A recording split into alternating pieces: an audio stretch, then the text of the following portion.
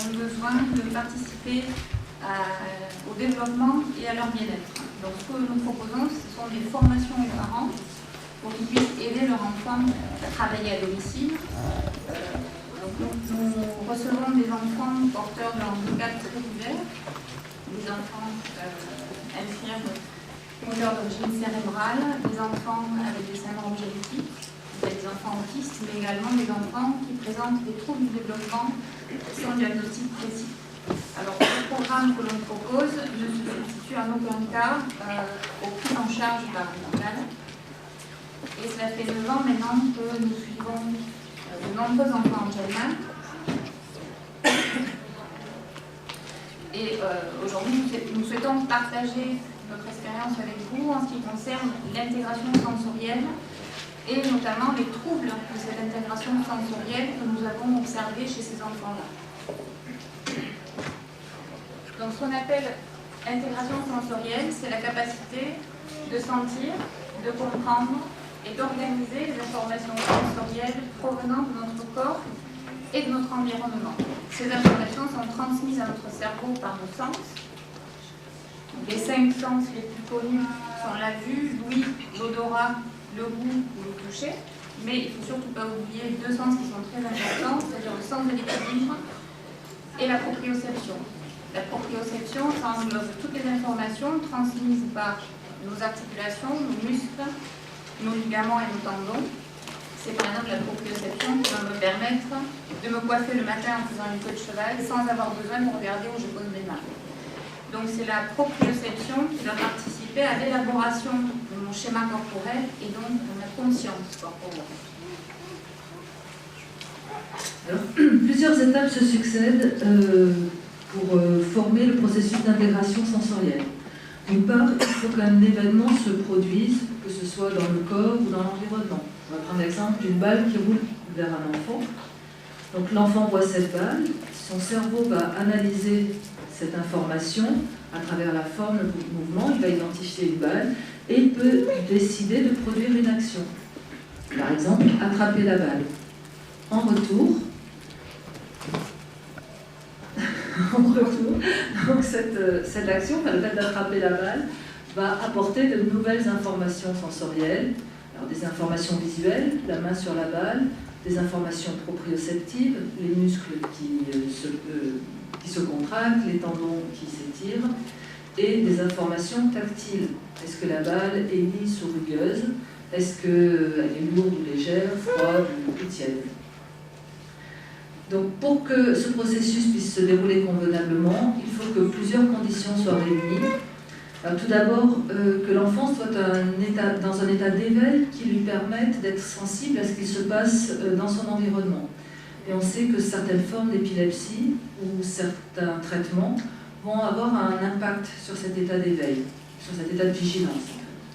Il faut que l'enfant soit suffisamment attentif pour pouvoir mener ce processus à son terme. Il faut qu'il soit dans un état émotionnel stable, c'est-à-dire qu'il ne soit pas perturbé par un gros chagrin, une grosse colère. Enfin, il faut qu'il puisse mener cette activité à son terme. Et pour cela, on va disposer à la fois des moyens de programmer la succession de gestes et enfin des moyens moteurs pour mener à bien son action. Alors l'entourage peut avoir un impact sur ces facteurs.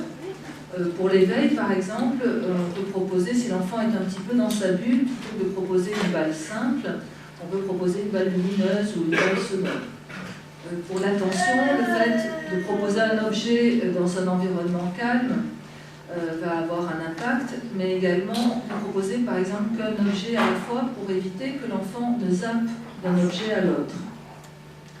Quant à l'état émotionnel, effectivement, la qualité de la relation qu'on va pouvoir établir, qu'on a établie avec l'enfant, va lui permettre de se sentir en confiance. Mais on verra plus tard que la manière dont il est installé physiquement aussi peut avoir un impact sur ses émotions. Enfin, pour les activités, quand un enfant n'a pas un très bon contrôle moteur, on peut, dans notre exemple, proposer par exemple une balle un peu lourde qui va lui permettre en fait de retenter, de faire plusieurs tentatives pour la saisir. Si la balle est trop légère, elle va partir dès le premier coup de l'autre côté de la pièce. Et puis surtout, laisser un petit peu de temps à l'enfant, parce que souvent, en tant qu'intervenant, on a justement tendance à intervenir un peu trop vite et ne pas laisser l'enfant aller jusqu'au bout de son geste. Et le retour en information sera bien sûr beaucoup plus riche si lui-même peut attraper la balle que si on lui met dans la main. Donc quand toutes ces conditions sont réunies, l'enfant peut explorer son environnement, il peut faire ses expériences, découvrir cet environnement et surtout se découvrir lui-même au sein de cet environnement. Mais bon, bien entendu, quand on parle d'intégration sensorielle, c'est souvent pour parler de troubles de cette intégration. Et c'est ce que nous allons voir maintenant. Donc, quand on parle de troubles de l'intégration sensorielle, on peut distinguer deux types de troubles. Dans un premier temps, les troubles de la modulation sensorielle, c'est-à-dire que c'est l'information de départ provenant de nos organes sensoriels qui va être erronée. Dans ce cas-là, on va parler d'hypersensibilité, d'hyposensibilité, et c'est sur ce genre de troubles que nous allons pouvoir intervenir plus facilement. Le deuxième type de trouble, c'est les troubles du traitement de l'information sensorielle, c'est-à-dire que l'information de départ est adaptée, mais c'est l'analyse et le traitement de cette information qui n'est pas correcte. Du coup, l'enfant va avoir du mal à planifier une action adaptée en réponse à ce stimulus. Et donc, ces difficultés vont interférer non seulement avec son développement moteur, mais également avec son développement social et émotionnel. Ce dysfonctionnement sensoriel s'apparente quelque part à un bouchon de circulation des différentes informations sensorielles. Certaines parties du cerveau ne reçoivent pas les informations dont elles ont besoin pour assurer leur tâche. En ce qui nous concerne, chez les enfants porteurs du syndrome d'Angelman, ces troubles sensoriels vont avoir des conséquences sur différents plans, notamment le plan de l'équilibre. Effectivement, l'équilibre est fragile, aussi bien en position assise qu'en position debout, statique, et dans le cadre de l'équilibre dynamique. La marche est incertaine, les chutes et les pertes d'équilibre peuvent être nombreuses. La marche sera dite ébrieuse, c'est-à-dire que l'enfant va développer une marche caractérisée par une base très large, les jambes sont très écartées, les pas sont irréguliers, les enjambées très courtes, la coordination n'est ni bonne ni fluide. En plus de l'équilibre, on aura également des troubles quant au toucher. Donc, le sens tactile renvoie des informations au cerveau, des informations provenant de l'ensemble du corps.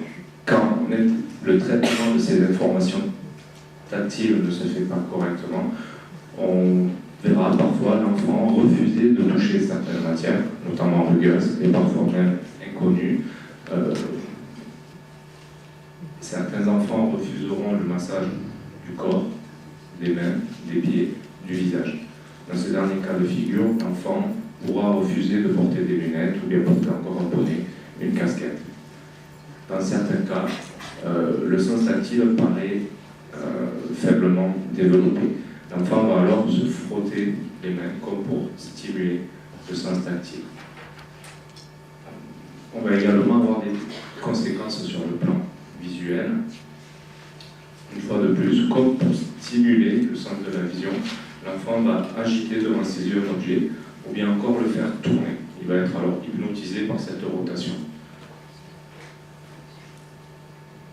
Alors, toutes ces attitudes renvoient à la notion de stéréotypie. L'enfant va en fait multiplier des gestes qui n'ont pas de finalité instrumentale. C'est-à-dire que, par exemple, quand il allume, éteint, ce de nombreuses fois d'affilée, il n'allume pas la pièce pour voir, et tout simplement parce que ça lui procure une sensation. Quelque part, la stéréotypie est une recherche de sensation, et cette recherche de sensation lui apporte un certain réconfort. Et c'est à ce moment-là qu'on parle de moyens de régulation. Maintenant, il faut préciser qu'il n'y a pas que les personnes ayant une pathologie qui développent des stéréotypies. Par exemple, se ronger les ongles est une stéréotypie. La question est maintenant de savoir à quel point une stéréotypie peut être envahissante. Donc, dans certains cas de figure, on va avoir des enfants qui vont tenter de vivre des expériences intenses pour essayer de stimuler les sens. Et à l'inverse, on va avoir des enfants qui fuient des situations génératrices du trouble. Pour mieux comprendre comment l'enfant interagit avec son environnement, il nous faut revenir au point de départ, c'est-à-dire c'est-à-dire à son développement in utero. Puisque le bébé, jusqu'à la naissance, va évoluer dans un environnement qui est extrêmement protégé. Les bruits et les lumières vont être filtrés par le corps de sa maman. Il vit dans un milieu liquide, donc qui est très peu soumis à la pesanteur, et dans son environnement, il est à la température constante. Donc c'est un milieu très confortable et très protégé. Au moment de la naissance, il va être submergé par un flux d'informations sensorielles qu'il va devoir apprendre à gérer. Et heureusement pour lui, il dispose de tout un arsenal d'outils qui va lui permettre de se développer dans ce nouvel environnement. Alors parmi ces outils, on va s'attarder sur les réflexes primitifs, ce que l'on appelle également les réflexes archaïques. Et ces réflexes vont nous servir de fil conducteur pour explorer et pour essayer de mieux comprendre ces troubles de l'intégration sensorielle chez les enfants Angelman. Donc un réflexe primitif, c'est une réponse automatique stéréotypée à un stimulus. La plupart des réflexes primitifs sont présents dès la naissance et chez tous les enfants. Et certains d'entre eux vont contribuer à la survie du nourrisson, surtout dans les premiers jours de vie. On peut citer par exemple le réflexe de succion, qui va se déclencher lorsqu'on stimule la bouche du nourrisson et qui va lui permettre de téter pour la première fois. Ce réflexe va se déclencher de manière très fréquente dans ses premiers jours de vie et va servir de base d'un apprentissage avant la mise en place de mouvements volontaires, c'est-à-dire avant que le bébé puisse téter lui tout seul de manière volontaire. Comme vous pouvez le constater sur la diapositive, les réflexes primitifs, à courbe rouge, apparaissent tous in utero, donc pendant la grossesse, à des stades différents, mais tous pendant la grossesse. Ils vont se développer et atteindre leur pleine maturité à la naissance. Après la naissance, au fil des mois qui suivent la naissance, on va assister à une phase de déclin. Les réflexes primitifs vont être inhibés. Alors, inhibition ne signifie pas disparition. Un réflexe primitif ne disparaît jamais totalement. En fait, il va devenir latent, il va se mettre en veille. Parallèlement à ce déclin, on va assister à l'apparition d'un second groupe de réflexes, les réflexes posturaux, qui eux sont des réflexes de coordination, d'équilibration. On peut par exemple citer le réflexe de parachute. C'est ce réflexe qui vous permet instinctivement de poser vos mains au sol quand vous perdez l'équilibre, quand vous chutez vers l'avant par exemple. Alors ces réflexes posturaux vont apparaître après les mois, au cours des mois suivant la naissance. Ils vont se développer et se mettre en place pour rester tout au long de notre vie. Alors, cette inhibition des réflexes primitifs est très importante, car si elle ne se fait pas correctement, les réflexes posturaux, donc ces réflexes de coordination et d'équilibration, ne vont pas pouvoir correctement s'exprimer. Donc l'enfant va rencontrer des troubles de la coordination et des troubles de l'équilibration. Quand on constate la persistance d'un groupe de réflexes primitifs au-delà de l'âge de 1 an, on va parler d'immaturité neurologique ou de retard de développement. Il faut savoir que cette persistance peut avoir plusieurs causes, une naissance prématurée, une naissance programmée ou encore des lésions cérébrales, des épilepsies, des syndromes et parfois des causes non identifiées. Dans tous les cas, la persistance de réflexes primitifs va altérer la capacité chez l'enfant, sa capacité à pouvoir intégrer des informations sensorielles, donc altérer la capacité d'intégrer les sens, mais également altérer sa capacité à pouvoir interagir avec son environnement. Pardon, juste pour petite précision, il faut savoir qu'il existe de nombreux réflexes primitifs. Et aujourd'hui, on ne va en parler que de quelques-uns. Alors, un des réflexes que l'on retrouve très fréquemment chez les enfants Angelman, c'est le réflexe asymétrique tonique du cou. C'est un réflexe qu'on appelle également le réflexe de l'escrimeur, comme vous pouvez voir de la position du bébé sur le dessin. C'est un réflexe qui apparaît après 4 mois in utero et qui va être contrôlé par le mouvement de la tête. Donc si vous regardez ce dessin, quand le bébé tourne la tête vers la gauche, ce sont les membres à gauche qui vont être toniques et tendus et les membres droits qui sont fléchis et détendus. Inversement, quand il tourne la tête vers la droite, c'est les membres à droite qui sont toniques et tendus et les membres à gauche qui sont détendus. Donc c'est un réflexe qui va créer une ligne médiane verticale qui va permettre au bébé de développer la tonicité côté droit indépendamment de la tonicité côté gauche. Donc c'est un réflexe au départ qui est utile pour l'enfant. Alors ici, on peut voir une belle photo de Ludovic avec un joli réflexe asymétrique tonique du cou vers la gauche. Donc la persistance de ce réflexe va induire différents troubles, notamment des troubles de la coordination. Il va être très difficile pour cet enfant de faire des mouvements croisés, donc de traverser cette ligne médiane, ce qui explique en partie pourquoi chez ces enfants-là, la bouche va servir de zone relais ou de zone intermédiaire pour le transfert des objets.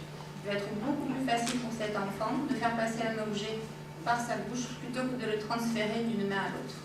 Alors, ça peut expliquer en partie cette stéréotypie orale, mais il y a d'autres mécanismes qui sont impliqués et Nathalie vous en parlera tout à l'heure. On voit également des troubles oculomoteurs, des enfants qui ont du mal avec les poursuites visuelles, donc suivre une cible des yeux de manière horizontale et linéaire peut être compliqué pour eux puisque les yeux vont perdre la cible au niveau de cette ligne médiane. Donc on va voir des difficultés dans l'attention visuelle et donc forcément sur l'intégration des informations visuelles. On constate également souvent des troubles de la latéralité. Donc un adulte qui est normalement, on est tous à peu près latéralisés, donc on a établi notre dominance, on est soit droitier, soit gaucher. Chez un enfant qui est latéralisé, si je lui tends un objet à sa droite ou à sa gauche, il va saisir cet objet avec sa main dominante. Un enfant qui n'est pas latéralisé, si je lui donne un objet à sa droite, il va le saisir avec sa main droite. Si je lui donne un objet à sa gauche, il va le saisir avec sa main gauche. C'est ce qu'on voit très fréquemment chez les enfants en général. Et ces troubles de la latéralité vont avoir un impact sur l'intégration des informations auditives, puisque l'enfant n'a pas établi de dominance au niveau de ses oreilles. Donc bien souvent, on va avoir des confusions auditives, en particulier quand on va lui donner une consigne oralement. Donc ce réflexe-là est très important, surtout quand il persiste au-delà de l'âge physiologique, sur le développement moteur, mais également sur l'intégration des informations visuelles et auditives. Alors, le réflexe suivant est le réflexe tonique labyrinthique. C'est un réflexe qui se présente sous deux formes. La première forme est caractéristique de la position fœtale. C'est le réflexe tonique labyrinthique en flexion. Donc quand la tête du bébé est penchée en avant, ses bras et ses jambes sont repliés. Alors cette première forme du réflexe apparaît très tôt dans le développement de l'embryon et elle va disparaître dans les 2-3 mois qui suivent la naissance. Juste avant la naissance apparaît la deuxième forme du réflexe, c'est-à-dire le réflexe tonique labyrinthique en extension. Et le réflexe sous cette forme va disparaître beaucoup plus tard que la plupart des autres réflexes primitifs, plutôt 3-4 ans après la naissance. Sous cette forme, quand la tête du bébé est en arrière, ses bras et ses jambes se tendent et il est en hyperextension. Donc ce réflexe va réguler la tonicité du bébé. Quand la tête est penchée, le bébé est hypotonique. Quand la tête du bébé est en arrière, le bébé est hypertonique. Bien évidemment, en grandissant, si ce réflexe perdure, il va avoir un impact très important sur la régulation tonique. L'enfant va avoir énormément de mal à maintenir son équilibre, à trouver sa stabilité. Donc on peut l'observer chez des enfants plus grands, par exemple quand ils sont assis, quand ils redressent la tête, leurs jambes s'étendent, le dos bascule et l'enfant va glisser en arrière ou tomber. Ou alors quand on les met debout, les jambes sont tendues et l'enfant va se mettre en hyperextension, il va se mettre sur la pointe des pieds, il aura énormément de mal à poser le pied entièrement au sol. Donc bien évidemment, ce réflexe est celui qui est le plus lié avec les troubles de l'équilibre. L'enfant ne peut pas trouver de stabilité interne. Et on va s'attarder un petit peu sur ce sens, d'abord parce qu'il concerne toutes les personnes en Gelman, plus ou moins bien entendu, et parce que c'est un sens complexe. Alors tout d'abord, l'organe de l'équilibre, il se situe dans l'oreille interne, donc devant, on a une espèce de petit coquillage qui est la cochlée, qui perçoit les sons, et derrière, on a un petit organe qu'on appelle l'appareil vestibulaire et qui, lui, est sensible au déplacement de la tête dans l'espace, en haut et en bas, à droite, à gauche, en avant, en arrière. Il est également sensible aux accélérations et aux décélérations Et enfin, il est sensible à la force de gravité. Alors cette force de gravité, c'est une force verticale qui vient du haut vers le bas et qui attire en fait tous les corps terrestres vers le centre de la Terre. C'est grâce à cette gravité qu'on peut avoir un sens de la verticale et qu'on peut se situer dans l'espace. Est-ce que je me tiens droit ou penché? Est-ce que je suis debout ou allongé? Alors toutes les informations qui arrivent à cet appareil vestibulaire vont être envoyées vers une zone qui s'appelle le tronc cérébral et qui est à la jonction entre les hémisphères cérébraux et la moelle épinière. Alors, je disais tout à l'heure que le sens de l'équilibre est un sens complexe. Il est complexe en ce qu'il est constitué en fait de plusieurs entrées sensorielles. Celles que nous venons de voir, donc, en provenance de l'appareil vestibulaire, mais également pour une petite part des informations auditives, des informations proprioceptives, rappelez-vous les muscles, les tendons, les articulations, des informations tactiles pour l'équilibre debout, particulièrement des informations en provenance de la plante du pied, qui est très riche en terminaisons nerveuses, et les informations visuelles. Ces dernières informations sont très importantes pour la constitution de notre équilibre. Vous avez peut-être tous fait l'expérience de vous tenir debout sur un pied, ça va à peu près en général, les yeux fermés, c'est beaucoup plus difficile et pour certaines personnes, c'est quasiment impossible. C'est qu'en fait, leur sens de l'équilibre est extrêmement dépendant de leurs informations visuelles.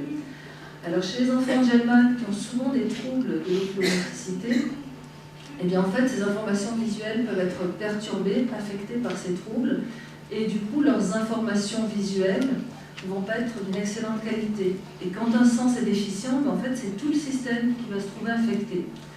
Du coup, quand on travaille l'équilibre avec eux, il va être important de leur proposer une cible sur laquelle fixer leur regard. Ça va leur permettre de stabiliser leur regard et du coup d'avoir une meilleure qualité de l'apport visuel dans la constitution de leur équilibre. Il peut être intéressant aussi de déconnecter l'apport visuel en travaillant par exemple dans le noir ou dans la pénombre. Et ça va permettre de renforcer les informations en provenance de l'oreille interne, les informations proprioceptives et les informations tactiles, de manière à ce que leur sens de l'équilibre soit un petit peu moins dépendant donc, de ces informations visuelles. Dans tous les cas, il va falloir que toutes ces informations se combinent et se synchronisent pour former un tout cohérent et utilisable.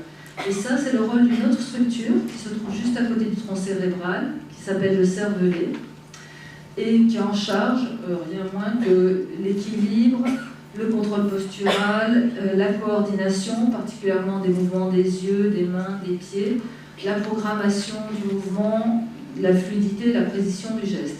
Autant dire des domaines dans lesquels toutes les personnes Angelman ont des difficultés.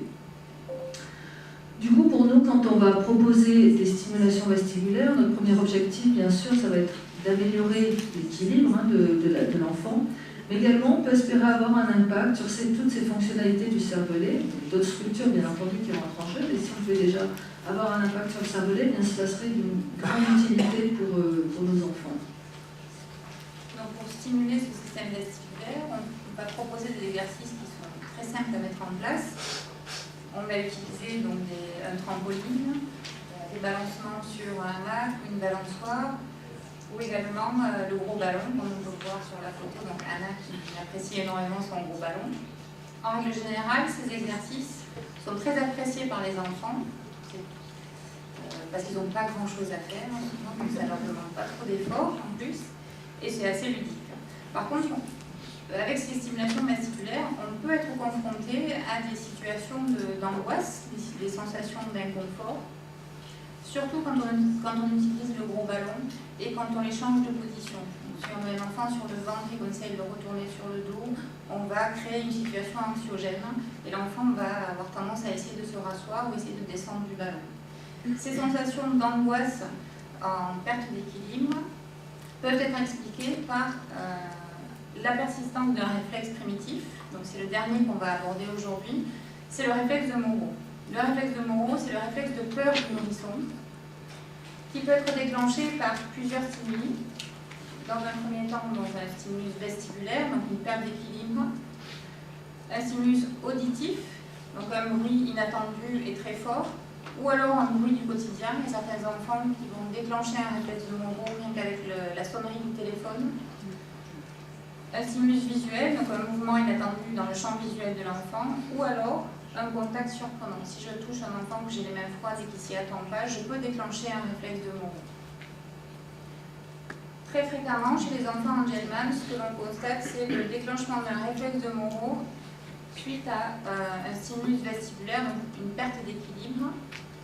Surtout quand on travaille les changements de position, donc par exemple quand on essaye de les faire passer de la position de debout à accroupi. Alors déjà cet exercice pour eux est relativement compliqué puisque la plupart d'entre eux souffrent de raideur au niveau des articulations, donc c'est compliqué de fléchir les genoux. Donc il va avoir tendance à se pencher vers l'avant et du coup être en perte d'équilibre.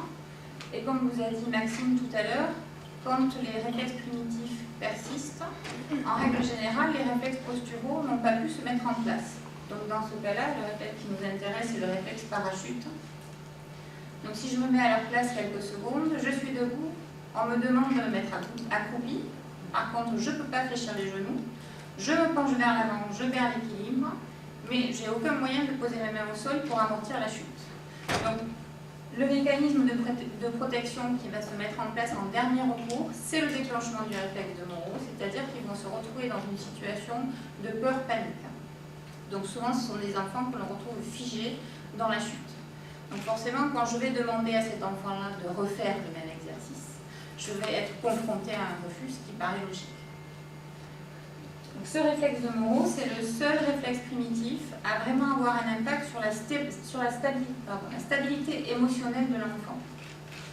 Il va occasionner donc des troubles du comportement et bien souvent des humeurs fluctuantes. Donc des enfants qui vont passer du rire aux larmes en quelques secondes parce qu'ils ont été confrontés à une sensation d'angoisse que l'entourage n'aura pas perçue, mais son réflexe de Moro aura été déclenché, donc ils se retrouvent en situation de peur-panique. Donc ces enfants-là vont essayer d'éviter tout ce qui est situation inconfortable. Ils vont tenter de manipuler leur monde un petit peu pour éviter les activités qui vont susciter un stress. Et ils vont être à la recherche d'une routine rassurante. Tant qu'ils sont dans leur routine, ils sont dans une situation de confort, donc ils savent qu'il ne va pas y avoir d'angoisse. Donc c'est très difficile de faire changer les habitudes à un enfant qui est porteur du réflexe de Moro. Donc ça, c'est un réflexe qui est très important à prendre en compte, mais il va engendrer également d'autres difficultés. Alors, quand Cathy vous a présenté donc, ce réflexe, elle a parlé des enfants qui présentaient une réponse de Moro à un contact un peu surprenant. Et quand ce réflexe persiste, on va observer très souvent des troubles de la sensibilité tactile. Alors, ces troubles peuvent s'exprimer de deux manières, soit des hyposensibilités, soit des hypersensibilités. Alors, beaucoup de parents nous rapportent que leur enfant réagit très peu quand il se blesse ou quand il se cogne. Ce sont parfois même les parents qui s'aperçoivent que l'enfant est blessé et lui n'exprime pas du tout la moindre souffrance. Donc ça va être important de pouvoir aider les enfants à mieux ressentir leur corps, d'une part parce que la douleur est un signal d'alarme, en disant attention, il faut que j'évite la source de cette souffrance. Et ensuite parce qu'une personne qui sent mal son corps va mal l'utiliser. Ça fait partie de sa conscience corporelle et on peut observer parfois des enfants hyposensibles sur une jambe. Par exemple, quand on les voit ramper, ils vont mobiliser leurs bras, ils vont mobiliser une jambe, mais la jambe qui sent peu, qui réagit peu au toucher, elle est comme oubliée, elle n'est pas du tout impliquée dans le mouvement. Donc là, pour aider à améliorer la sensibilité tactile, ce sont des stimulations, des massages, des gants de différentes textures, des balles à picot. En général, ils adorent, on n'a pas de problème, ils sont toujours partants. L'hyposensibilité au niveau de la bouche va s'exprimer par le fait que les enfants bavent.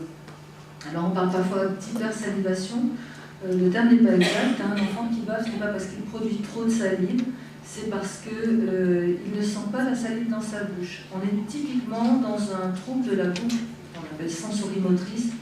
Si je sens, j'agis, si je ne sens pas, je n'agis pas, et là c'est le cas. L'enfant ne sent pas la salive, il ne l'avale pas. Et là, on va pouvoir l'aider également avec des massages ou en utilisant des bâtons de glace, ça marche assez bien. Des hypersensibilités, on en rencontre peut-être encore plus souvent que des hyposensibilités, surtout localisées au niveau des mains. Donc Maxime citait tout à l'heure ces enfants qui refusent le contact avec certaines textures. On peut voir des enfants tapoter longuement un objet avant de se risquer à le prendre. Des hypersensibilités au niveau des pieds. Dans ces cas-là, les enfants refusent de poser les pieds nus au sol, ce qui va les priver quand même de cet apport sensoriel qui va être important pour l'équilibre. Et très souvent des hypersensibilités au niveau de la tête. Les enfants refusent qu'on les coiffe, qu'on leur coupe les cheveux. Ça peut être un peu compliqué. Mais le réflexe neuromoraux n'est pas le seul en cause dans les troubles de la sensibilité. Je pense que beaucoup de parents connaissent le réflexe nauséeux, qui est aussi un réflexe primitif. Donc il a pour but de protéger le bébé en l'empêchant d'avaler autre chose que du lait. Et puis en grandissant, au fur et à mesure que son système digestif est de plus en plus mature, l'enfant peut diversifier son alimentation. Alors bien entendu, quand ce réflexe perdure, on l'appelle plutôt syndrome de dysoralité sensorielle, c'est plus barbare. L'enfant va se montrer très sélectif au niveau des textures. Il refuse de manger des morceaux, des grumeaux. Au niveau des températures, ce sont des enfants qui n'acceptent de manger un peu chaud mais pas trop. Et au niveau des saveurs, en général, ils sont très sélectifs avec une nette préférence pour le sucré.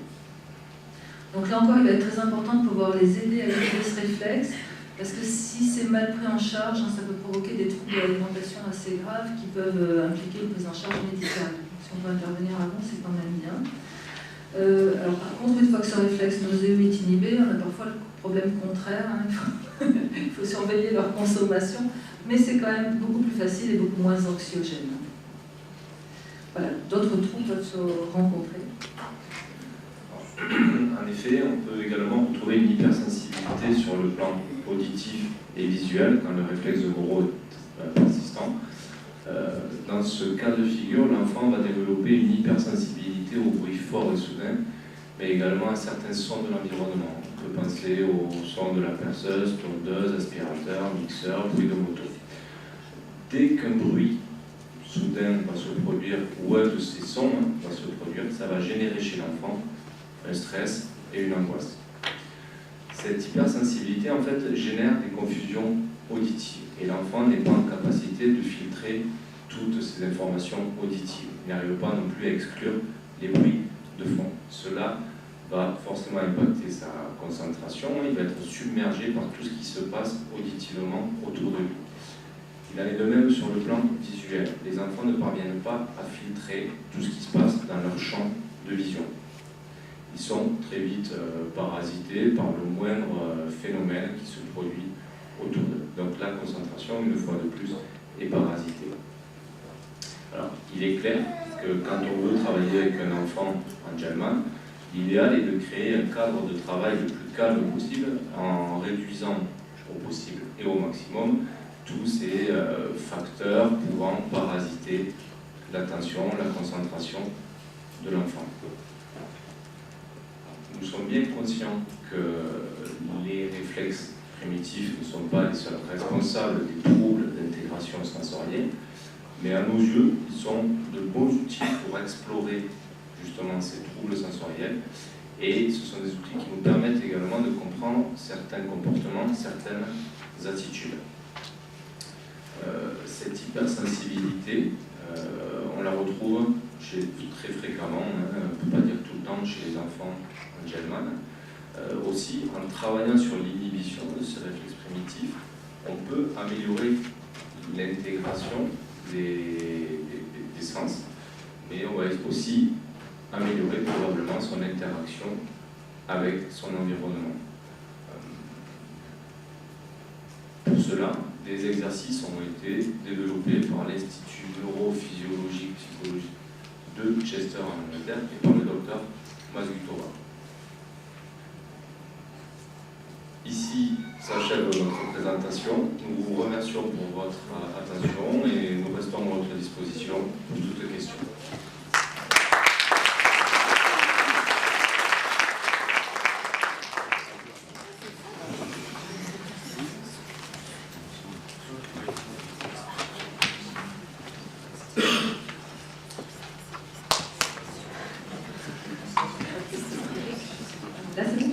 Si vous avez des questions, je peux faire la chose.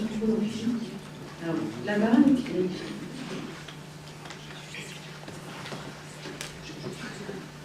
bonjour. que vous pouvez nous donner comme conseil de petits exercices à pratiquer au quotidien, justement, pour améliorer ce trouble, en particulier pour le problème sur la tête? Il faut porter un chapeau de soleil, des lunettes, se couper les cheveux, etc. Ça, c'est vraiment pénible, compliqué à gérer. Et après aussi, même chose pour le réflexe nauséeux, problème d'hypersélection de la nourriture, lavage de dents, etc., etc. Sachant que c'est bien qu'il y a des choses qui existent, mais dans le centre où est mon fils, ils n'ont jamais pu mettre en pratique. C'est trop compliqué, stimuler la bouche plusieurs fois par jour, parce que c'est pas possible pour les équipes, etc. Alors, tout ce qui est hypersensibilité, en fait, c'est vrai que tout ce qui est pression très ferme va être beaucoup mieux supporté que des effleurements ou des touchés légers. Donc, pour les hypersensibilités de la tête, on va proposer des pressions très fermes à faire avec les deux mains, de manière très répétée, bien entendu. Souvent, on parle, pour les hypersensibilités, on compare par exemple si à la fin de l'été, à la fin de l'hiver, vous enlevez vos chaussures et que vous allez marcher pieds nus dans vos graviers, ça va être extrêmement douloureux. Ce sera plus facile d'appuyer un peu plus fort que d'essayer de passer légèrement. Et des passages réguliers vont vous permettre de mieux le supporter. C'est pour ça que la régularité va être très importante. Je sais que ce n'est pas très facile. C'est pour ça que nous, on insiste sur le rôle des parents qui passent plus de temps souvent avec leurs enfants que les professionnels. Du coup, qui peuvent peut-être plusieurs fois par jour proposer des stimulations assez fermes, assez répétées, pour aider leur enfant à réguler en fait ses hypersensibilités. C'est vrai que c'est pas toujours facile. Alors pour le réflexe nauséeux, on y va très progressivement. En général, on commence par les bords externes, avant de se rapprocher lentement de la bouche, avant d'aller sur les gencives, mais juste devant. Voilà. On va y aller très progressivement, parce que si on essaye de mettre d'emblée un doigt sur le palais de l'enfant, de mordre, et puis en plus c'est extrêmement violent pour lui. Et en plus, après, il va refuser systématiquement la stimulation. C'est pour ça que le fait d'y aller très progressivement va être important, pour ne pas provoquer des blocages si on essaye d'emblée de passer tout l'intérieur de la bouche, par exemple. Mais à ma connaissance, on n'a pas trouvé encore mieux que les massages répétés. Pour la tête, c'est pareil. La tête, c'est des pressions très fermes. Alors là, c'est beaucoup mieux supporté. En général, c'est plus facile parce que ça va très vite. Il faut que ça dure 4-5 secondes. Si on y passe 15 secondes, on peut faire des pressions très fermes. Enfin, la tête, vous allez appuyer très fermement. Mais voilà, il faut que ce soit très rapide et très ferme. Et là, en fait, souvent, c'est un jeu pour les enfants. Et pour le port des chaussures, des chaussettes, des chaussons, c'est pareil? Massage, et puis alors là, ferme aussi et profond. C'est vrai que c'est pas toujours facile. Est-ce que vous avez sur Internet le résumé de ce que vous avez dit? Alors, je crois savoir que c'est... Parce que les IME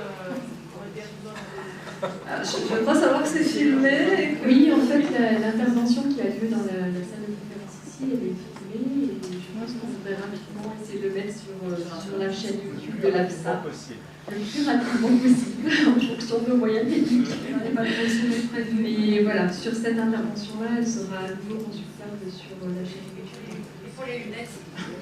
Pareil pour le message. Oui, il y a Aïcha, je crois qu'il y a une question. Oui, il y a une question. Moi, j'aurais une question parce qu'actuellement, il y a des professionnels qui proposent justement une prise en charge autour de la réintégration des réflexes primitifs.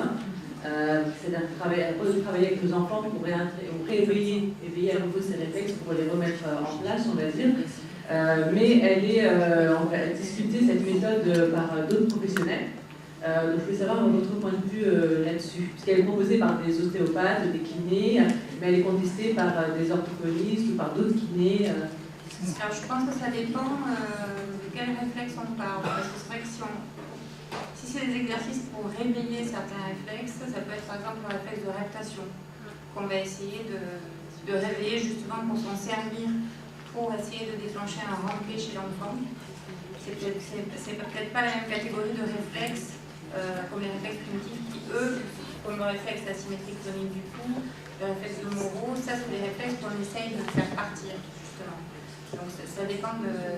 Pour ma part, c'était lié au bavage, où il était question justement de retravailler sur le réflexe primitif pour réintégrer en fait l'automatisme et puis la sensibilité autour de la bouche.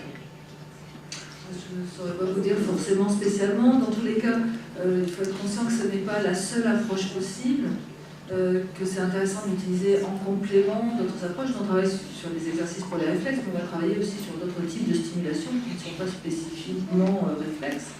Ce qui est intéressant, c'est d'avoir plusieurs voies d'accès, j'ai envie de dire, pour aider les enfants à mieux intégrer, mieux interagir dans leur environnement. Je sais pas, le travail sur les réflexes cognitifs, c'est une petite partie de notre travail, mais c'est vraiment, on l'utilise comme point de départ, parce que ça a vraiment créé une barrière et un frein au développement moteur et intellectuel de l'enfant, puisque ça reste quand même une immaturité neurologique. Donc quand on commence à travailler sur les réflexes cognitifs, on travaille sur cette maturation neurologique, on enlève les barrières pour ensuite pouvoir travailler le développement moteur et ainsi de suite. C'est vraiment le frein de départ, mais c'est une petite partie de notre travail. Et une deuxième question, est-ce qu'au niveau de l'âge, c'est-à-dire plus un réflexe s'installe, plus il est difficile à retirer, ou bien l'inverse, ou est-ce que ça peut être fait à tout moment Ça peut être fait à tout moment. En règle, alors comme disait Maxime tout à l'heure, on ne va jamais vraiment se débarrasser des réflexes. Les réflexes sont inhibés. Après, par exemple, comme le réflexe de Moreau est assez compliqué à faire partir. Et même si on arrive à l'inhiber, il faut faire attention parce que dans certains cas, s'il y a un gros choc émotionnel ou s'il y a de l'épilepsie, une grosse crise d'épilepsie, on peut voir le réflexe ressortir. Parce qu'à la base, ces réflexes, c'est des mécanismes de protection pour l'enfant. Donc ça va être plutôt en dents de scie, la séparation et la réapparition de ces réflexes-là. Mais il n'y a pas d'âge, on peut travailler à tout âge sur les réflexes cognitifs.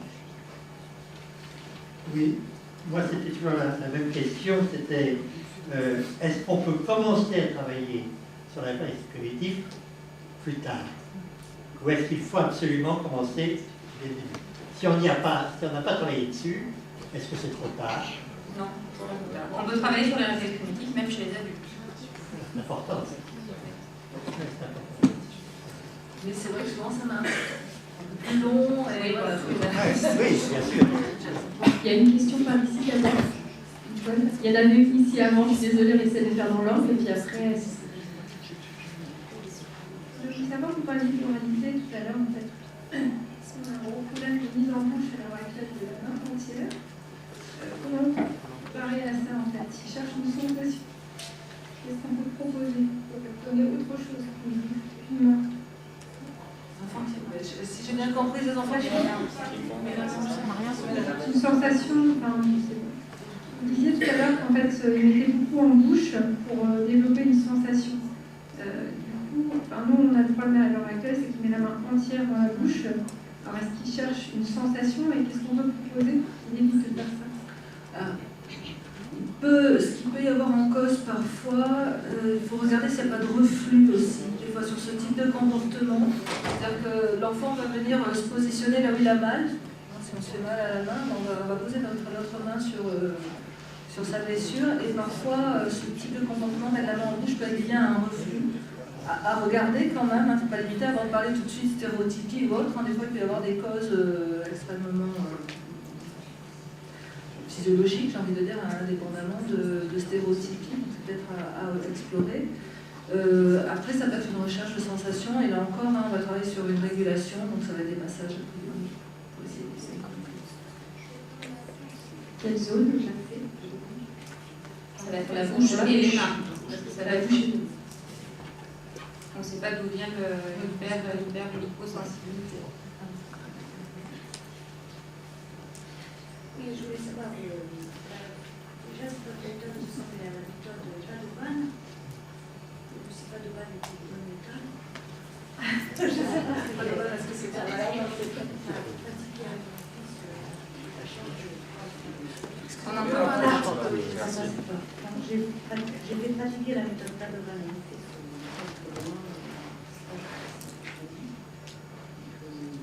Est-ce que ça ressemble? Et puis ma deuxième question, c'était est-ce que la régulation bucco-faciale peut vraiment arrêter le bavage Il a 28 ans, mon fils, je pratique, j'essaie de faire des exercices avec des petits outils, quoi, et est-ce qu'on peut espérer un jour que le bavage s'arrête? Espérer, oui. Oui, espérer, oui. Non, après, ce qui peut être intéressant, si vous avez déjà fait beaucoup de stimulation de massage ou autre, c'est d'essayer la cryothérapie, travailler avec la glace, qui donne de bons résultats. Maintenant, c'est vrai qu'on ne peut pas non plus s'avancer sur du 100%. Hein. Malheureusement, ça peut améliorer. Après, chaque enfant réagit, chaque personne réagit avec sa sensibilité sur le Padovan. Oui, la méthode Padovan, ça se rapproche un petit peu de méthode Anouk, c'est-à-dire qu'en Padovan, il faut amener l'enfant par les différentes étapes du développement moteur. Donc, c'est fait avec une orthophoniste Padovan, une thérapeute Padovan, donc il a une séance.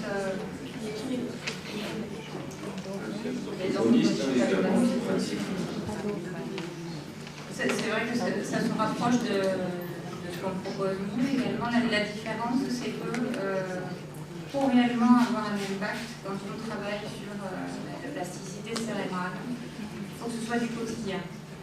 Donc c'est bien de faire avec un thérapeute Padovan, mais qui va faire la séance lui, ça va être une fois par semaine. Voilà, donc l'important c'est vraiment la répétition des exercices. Alors, moi je voudrais rebondir sur ce qu'a dit Nathalie par rapport au bavage. L'idée de notre prise en charge, c'est pas qu'on aimerait, mais on n'y arrive pas toujours, c'est qu'on ne peut pas tout arrêter, tout stopper, mais ne serait-ce que déjà d'amoindrir le trouble, c'est un pas de fait vers l'avant.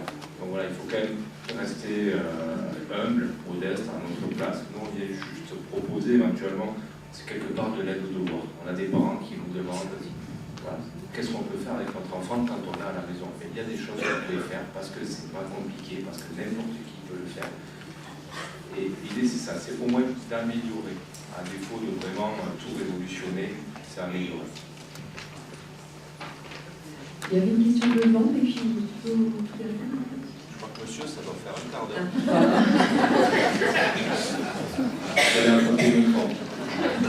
Moi, je reviens sur le port de lunettes, en fait. Vous parlez de faire des massages faciaux, tout ça. Ouais. Est-ce que, parce que les lunettes, ça coûte cher. Est-ce que dès le début du massage, on remet les lunettes, on réessaye au risque qu'il nous en casse 2-3 paires par mois, ou est-ce qu'on attend certains résultats, est-ce qu'il y a certains indices qui nous disent là, après, on peut y aller, on va pas faire 100 balles. 2 mois, c'est pas mal. 2 mois de massage régulier, puis voilà, on attend voir ce qui se passe. Mais l'idée, c'est quand même d'essayer de répéter plusieurs fois par jour le massage, d'accord? Mais ça dure quelques secondes. Quelque part, là, on essaie d'apprivoiser quelque part, on va petit à petit, lentement mais sûrement. Quelques secondes, plusieurs fois par jour. À vous de voir à quel moment c'est le plus judicieux. C'est-à-dire qu'un enfant vient de se réveiller de sa sieste, n'agressez pas tout de suite au réveil avec le massage. Plutôt comme tu vois, à vous d'être Il faut être genre, juste avec ces mots, il faut être vigilant aussi si un enfant a un réflexe de mots visuel. C'est-à-dire que si j'arrive trop vite devant ses yeux quand je le masse, je vais déclencher un réflexe de mots. Donc je vais déclencher une angoisse. Donc là, il faut être très, très attentif à la réaction de l'enfant quand j'arrive sur son visage aussi. Vous le verrez, il tentera de retirer sa tête, de se soustraire. Voilà. Donc, voilà. Ou alors vous approchez gentiment, vous lui dites aussi. Voilà, ce que vient de faire ma collègue, elle a failli le déclencher et être agressée en retour.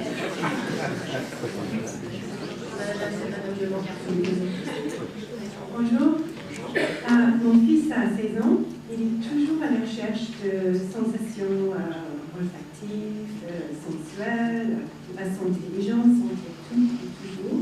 Et il va chercher à se faire mal souvent. Il va s'arracher les ongles de pied régulièrement. Il va essayer de trouver une pointe, c'est pas tout le temps, mais ça peut l'analyser, il commence à faire